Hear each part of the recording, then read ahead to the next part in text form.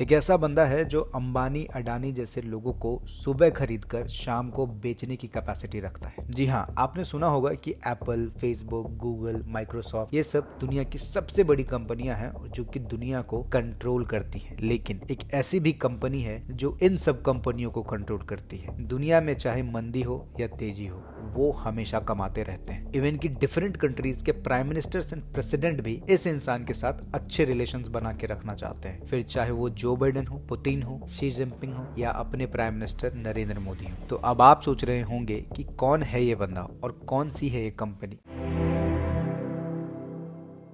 तो इस बंदे का नाम है लैरी फिंग और इसकी कंपनी का नाम है ब्लैक रॉक। शायद आप में से कुछ लोग ऐसे होंगे जिन्होंने ब्लैक रॉक का नाम सुना होगा, लेकिन मोस्टली लोग ऐसे होंगे जिनको ब्लैक रॉक के बारे में कोई जानकारी नहीं होगी, क्योंकि ये कंपनी चाहती भी नहीं है कि आप इनके बारे में ज्यादा जानें। तो लैरी फिंग एक ऐसा बंदा है जो अकेले 9.3 ट्रिलियन डॉलर्स को मैनेज करता है। आपके बेहतर अंडरस्टैंडिंग के लिए बता दूं कि भारत की जीडीपी 3 ट्रिलियन डॉलर्स की है और ये बंदा इसका 3 गुना पैसा अकेला मैनेज करता है। इसको और अच्छे से समझने के लिए आपको बता दूं कि 9.3 ट्रिलियन डॉलर्स का 1% 93 बिलियन डॉलर्स होता है, जो कि अराउंड है नेटवर्थ ऑफ एशिया के सबसे रिचेस्ट मैन मुकेश अंबानी की। मतलब आप सोच सकते हैं कि जिस बंदे के 1% में मुकेश अंबानी जैसे बड़े बड़े लोग समा सकते हैं, वो आदमी कितना पावरफुल होगा। अब आप में से कुछ लोग ये सोच रहे होंगे कि ये आदमी इतना पैसा लाता कहां से। लैरी ने अपनी पढ़ाई पॉलिटिकल साइंस में पूरी करी है और 23 साल की उम्र में ही इन्होंने बॉस्टन फर्स्ट नाम की एक कंपनी को ज्वाइन करा और 31 साल की उम्र आते आते ये उस कंपनी के एमडी बन जाते हैं और एमडी बनते ही लैरी उस कंपनी को $1 बिलियन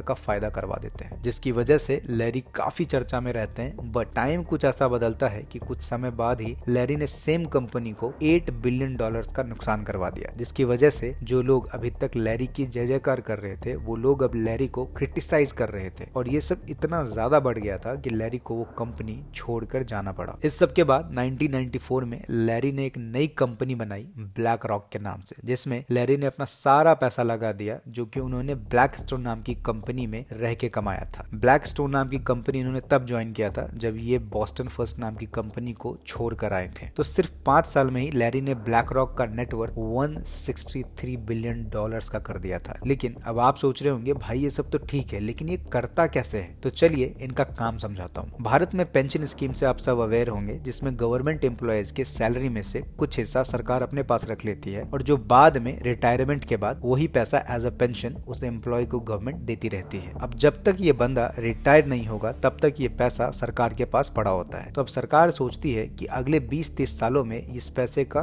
कोई भी यूज नहीं है, तो इसका कुछ यूज किया जाए। और यहाँ पर आते हैं Larry Frank. Larry Frank government को ये बताते हैं कि इस पैसे का एक ऑप्टिमम यूज कैसे निकाला जाए। अब ऐसे ही आरबीआई के पास भी बहुत सारे फाइनेंशियल एसेट्स पड़े हुए होते हैं, तो वो भी ब्लैक रॉक को अपना पैसा देते हैं और उसके बदले में वो रिटर्न कमाते हैं। तो ये तो सिर्फ भारत की बात है, पूरी दुनिया में भी ऐसा ही होता है, चाहे वो कोई भी कंट्री हो, कोई भी स्टेट हो, कोई भी स्कीम हो या कोई भी प्रोग्राम हो। अब ये सब अपना वो पैसा जो कि अभी गवर्नमेंट को नियर फ्यूचर में काम नहीं आने वाला है, वो ब्लैक रॉक को दे देते हैं और बदले में ब्लैक रॉक इनको एक अच्छा खासा रिटर्न ला के देता है। तो बेसिकली अगर हम कम शब्दों में कहें तो ब्लैक रॉक एक एसेट मैनेजमेंट कंपनी है। अब आप एप्पल, फेसबुक, वॉरेन बफे और ऐसे कई सारी कंपनियां लोग हैं जिनको हम पैसा देते हैं, लेकिन ब्लैक रॉक एकमात्र एक ऐसी कंपनी है जो इन सब कंपनियों से पैसा लेती है। इसीलिए मैंने आपको शुरुआत में ही कहा था कि जिन कंपनियों के बारे में आप सोचते हैं कि वो दुनिया चलाते हैं, एक्चुअली में वो कंपनियों को ब्लैक रॉक चलाता है। तो दूसरा सवाल ये उठता है, क्या ऐसी कंपनी सिर्फ ब्लैक रॉक ही है या और भी कोई कंपनी है? तो जवाब है जी हाँ, 2 और ऐसी कंपनी है जो सेम काम करती है, जैसे कि Vanguard and state street capital. और ये 3 कंपनियां वैनगार्ड,